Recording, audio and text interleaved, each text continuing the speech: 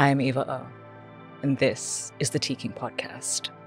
I've been a dominatrix since 2011, and I would like to spill the tea on my life. Thank you for listening. Hi Eva, I am a sexologist that specializes in the psychology of desire. I am curious to hear your perspective on the origin of fetishes. For example, why men are way more likely to have a foot fetish than a woman, and the origin of fetishes, where they come from, and why we all seem to have our own unique desire template. Thank you. Thank you, sexologist. I am less an academic and more of a pervert. So interesting. I've never heard of the term desire template before, and I also didn't know of, or I don't know of, data to do with men and foot fetishes. So yeah, I can't really talk to why those things, but I will try to engage with your question. That is from an adjacent but different standpoint to how I am experiencing my world. So the origin of fetishes. Yeah, I tend to like to ask in my onboarding as to how people first experienced their fetishes and how that first sort of kind of came to them. But a part of me also is a little bit conscious of not wanting to necessarily pathologize where all of this is coming from, because I guess for me, the experience is so much about me, right? What I'm getting out of this. I'm not a therapist. I'm not there to find the root of something, unless that's the mood I'm in, or if some other doms are more into that, then that's their thing. But for me, I'm more about how that person can be useful to me and how they can entertain me, and I think getting to know them can sometimes be intriguing, if they're intriguing. And I think that getting to know the origins of where these things come from can sometimes be useful. But I think sometimes also focusing on them, I found, like the origin, I found can take away from the experiential thrill that I tend to prefer indulging in. So yeah, I think that a sexologist, as somebody who is about pathologizing something for a living, it's going to be a different experience and obviously vocabulary, because I'm a little lost, than what I normally indulge my thinking and my thoughts in. So I do sometimes indulge on first experiences and first realizations, but for me personally, I'm more about the quality of our first interaction. And yes, all this information can be useful, but can sometimes also be distracting. And for me, I prefer surrender to a space and a moment. And sometimes trust can be built when that information is shared. And I think that if I notice that is going to be a factor, I might focus a little bit more on that. Or if I need to spend a lot more time with somebody, maybe that'll be a topic that sort of comes up. But when I have somebody for a shorter amount of time in like a classical domination session kind of format, I just want to sink my hands into them.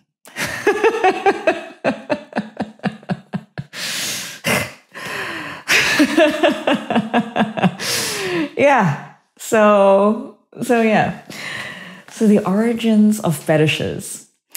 this said, do I have my theories? Do I think that things are rooted in childhood? Do I think that things are rooted in brain structure? I mean, I've read one study about how the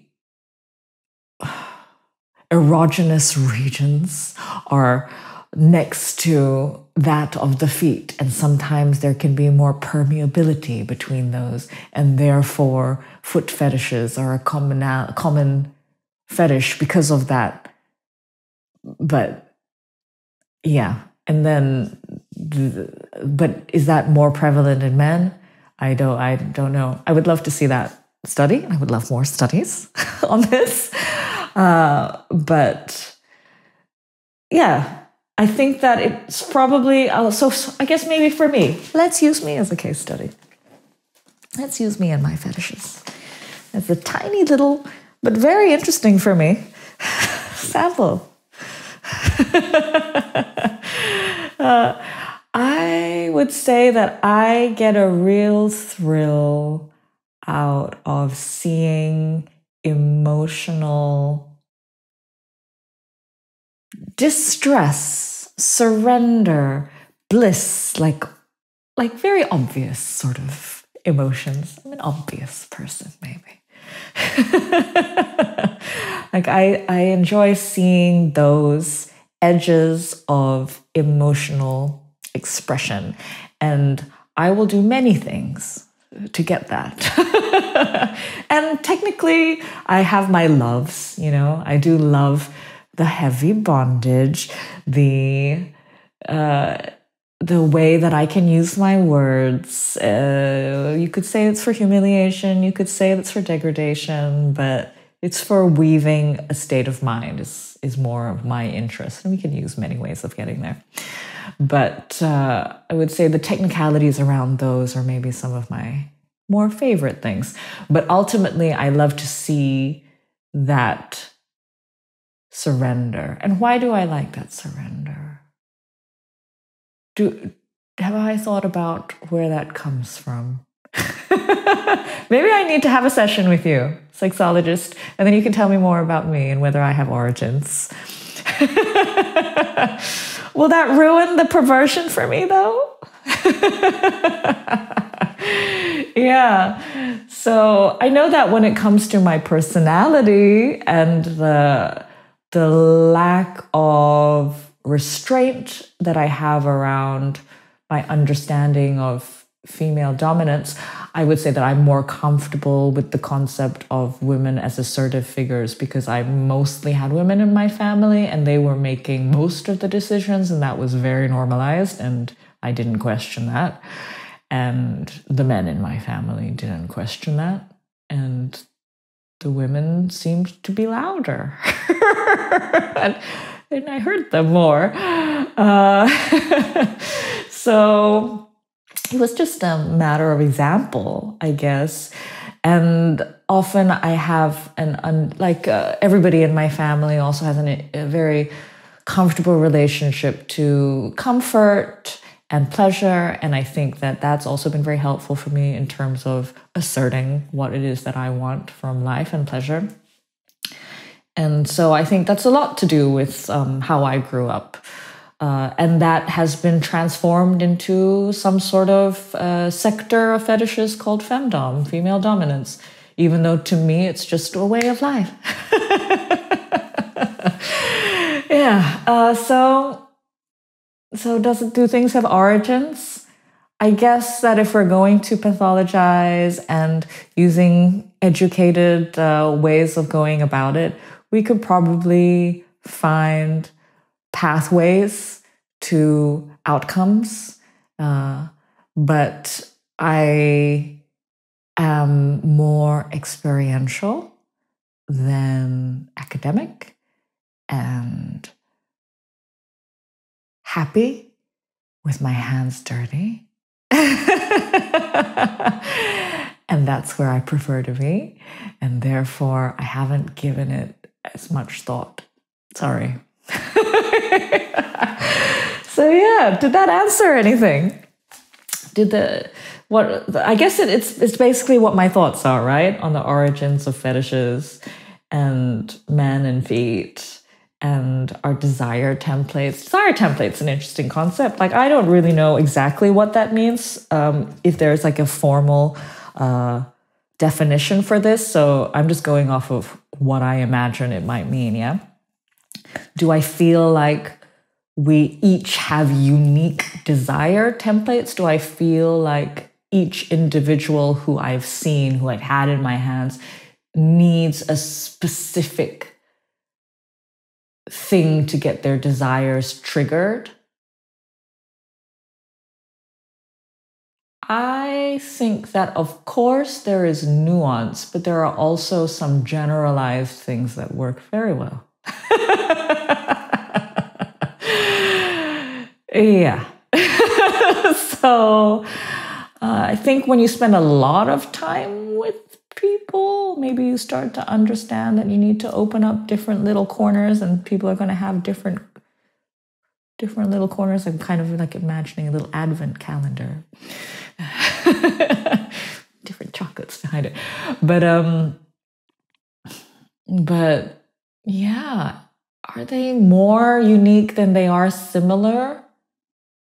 I don't know. I'm like I'm one person bringing, different things to the table depending on where my head is at. And maybe I have a lot of capacity because of the job, the experience. I have a lot of ways that I can tap into, a lot of pathways that I can use in order to get these results that I want. Plus, I'm not really thinking about it. It's all very intuitive. So I think that we are on a immediate level more similar than we are not in terms of me getting what I want out of people.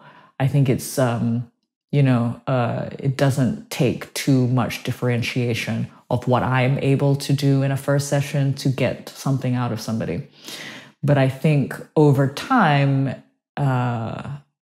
it becomes less blunt, more nuanced, and that is when these templates, maybe that you're talking about, come into their own space. But I think as a professional, if you're not seeing people for years and years and they're not like hardcore fetishists, so it's not like this one thing that's going to work for them every time and you have to like change and develop. Even then, I don't know. I would like to know a lot more of what it is that you're speaking about in terms of the origins that you think are behind the fun things that I get up to, or the distribution of fetishes, or why you think we are all so unique. I guess maybe a part of me keeps things a little blunt and simplistic in order to maintain my joy of it. Obviously, I think about things quite a fair bit, enough to fill podcast episodes, but at the same time, I try to cling on to